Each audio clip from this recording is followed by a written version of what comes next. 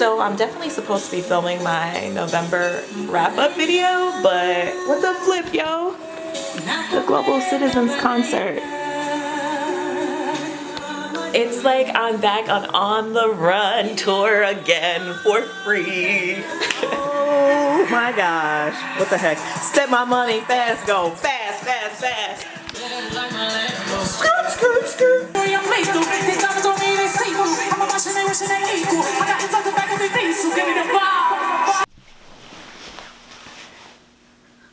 Hello, welcome to my channel. So this is Vlogmas, so you're getting videos pretty much every day, and today I'm here to do my November wrap-up. November was a crazy reading month, so hopefully my recommendations and my feedback will guide you on some that you may can squeeze out before the end of the year.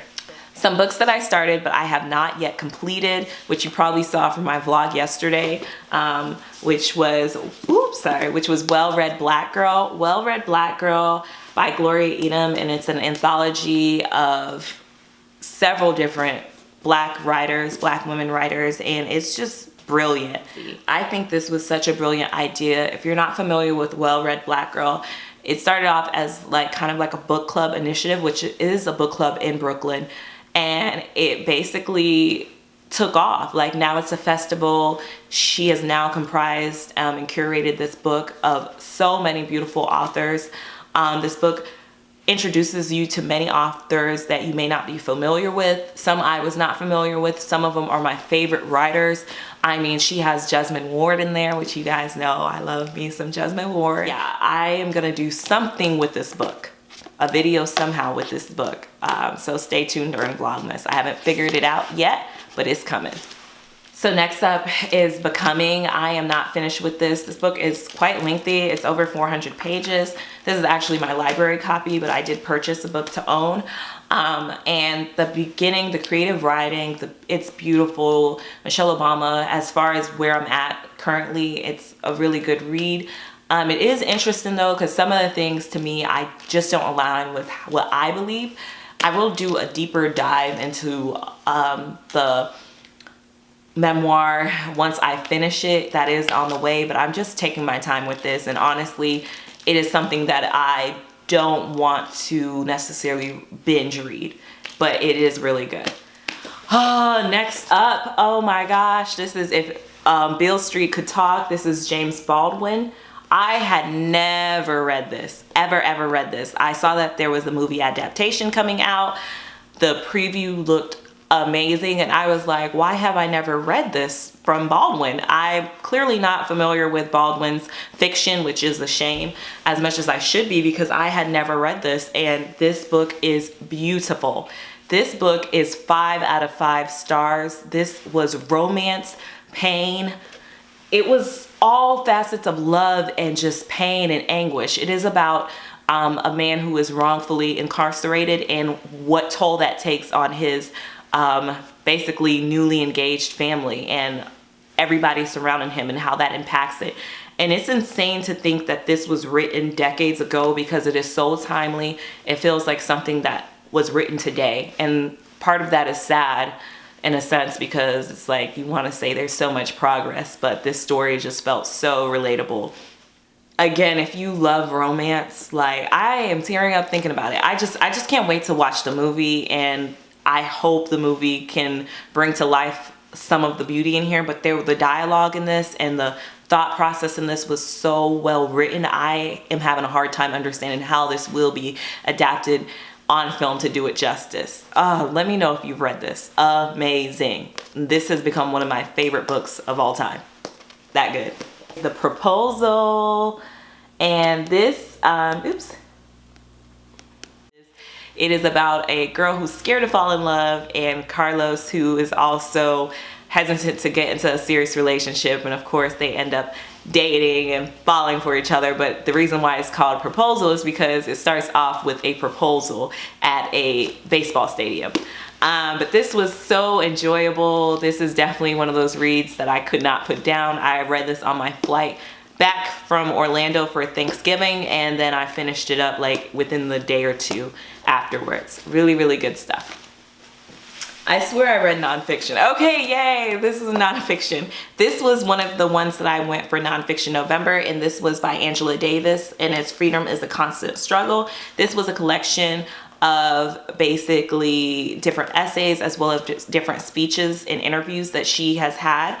And I thought this was really, really good. It says Ferguson, Palestine, and the Foundations of a Movement. And I just love the correlation of how injustice anywhere is an injustice everywhere, and it really ties out some of the similarities of what's happened in the past, from the apartheid in South Africa to the civil rights movement to all of the racial oppression throughout America.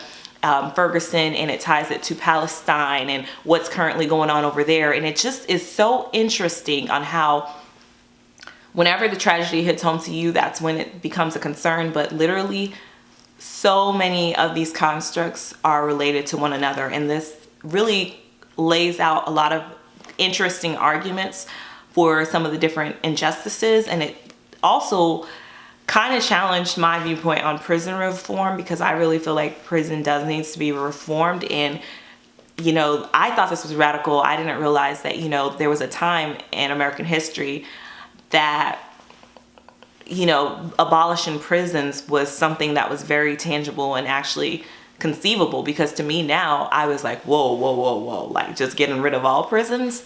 But the arguments made in here really made me think, and it made me change and challenge my stance on it.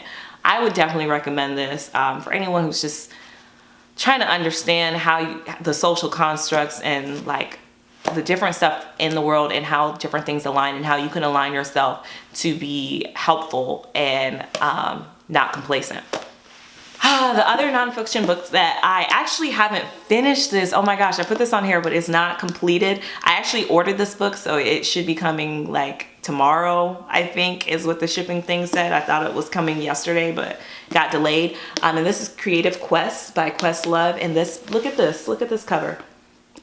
This was another one of my nonfiction prompts, and oh my gosh, clearly I bought this, but the reason why I had to stop reading it was because I wanted to highlight so much, and this is a library rental, so I was like, let me pause this book. I will finish it once I get my copy, my personal copy, so that way I can highlight, do sticky notes and all that. There was such a wealth of knowledge, and this really is on how to be your best self, your best creative self. And it's not like a self-help book. I feel like the approach was one that was very relatable and one that aligned with already a lot of my beliefs, but helps me to figure out how to challenge and channel that creative energy to produce even better content and produce even better just actions in my everyday life. So I love this. Okay, so Home. So this is by Toni Morrison. I've been wanting to read more and more classics, books that I just have not read from, you know, well-acclaimed authors. And Toni Morrison, I loved Beloved, and I was like, I really need to read more of her work. So I went with Home, and it was really good. I think I gave this 4 stars on Goodreads, but it was more like a 3.5, but you know, they don't let you do the half stars.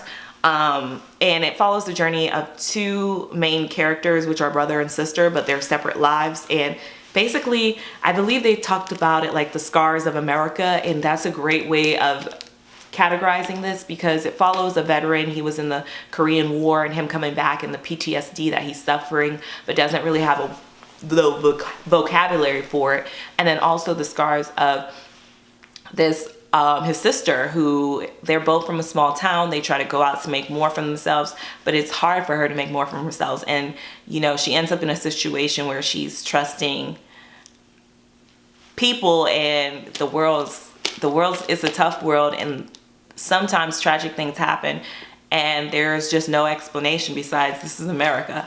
Anyways, but it's not like a depressing book like that. It's like regular life. It's almost like if you were to listen to a vlog, so to speak.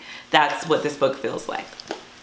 The other book that I finished, I know you already saw The Sun Does Shine, that I reviewed. I have that already posted on my channel. Me and Dwayne, we sat down to have a book discussion on it because it's just that good. It was selected as a part of Oprah's book club, and I completely understand why. I deep dive into that book, but that book was a 5-star for me.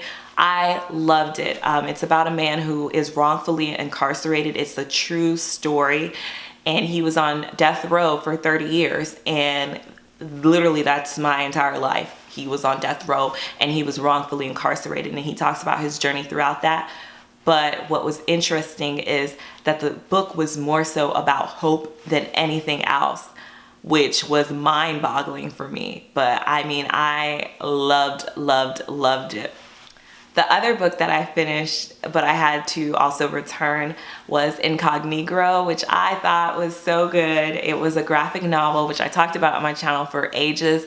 It was perfect that I was reading all this nonfiction because it was able to break up my read, and the illustrations, it was just beautiful. Brown Girl Reading, I saw that on her channel, and that's what made me want to check out the graphic novel, and I'm so glad. It was definitely worth the read, and I loved the updated edition with all of the new illustrations. It was just perfect. So that was a lot. That was a lot of books that I read. Some books that I'm continuing to read that are just going to be added to December on my continuous never-ending TBR. But I hope you enjoyed. If you read any of these books below, what were some of your thoughts? If I were to recommend any book from this collection of what I read this month, I would say the most well-rounded read that you would have to read would be If Beale Street Could Talk. And especially since the movie is coming out, I feel like this is the book of the month for me that I read. Yeah, hands down, this was my favorite. And as far as for nonfiction, November, weirdly, even though I love The Sun Does Shine, I feel like Creative Quest, for me personally, was the most impactful. So this is one that I'm really looking forward to just completing and finishing. Well, thank you so much for watching. I will catch you guys in the next one. Definitely comment below if you've read any of these books, or if you had any books that you read this month that you think I should check out. It's not like my TBR can get any larger. Yes, it probably can, but it's already crazy. But anyways, love and light, and I'll see you in the next one. Bye.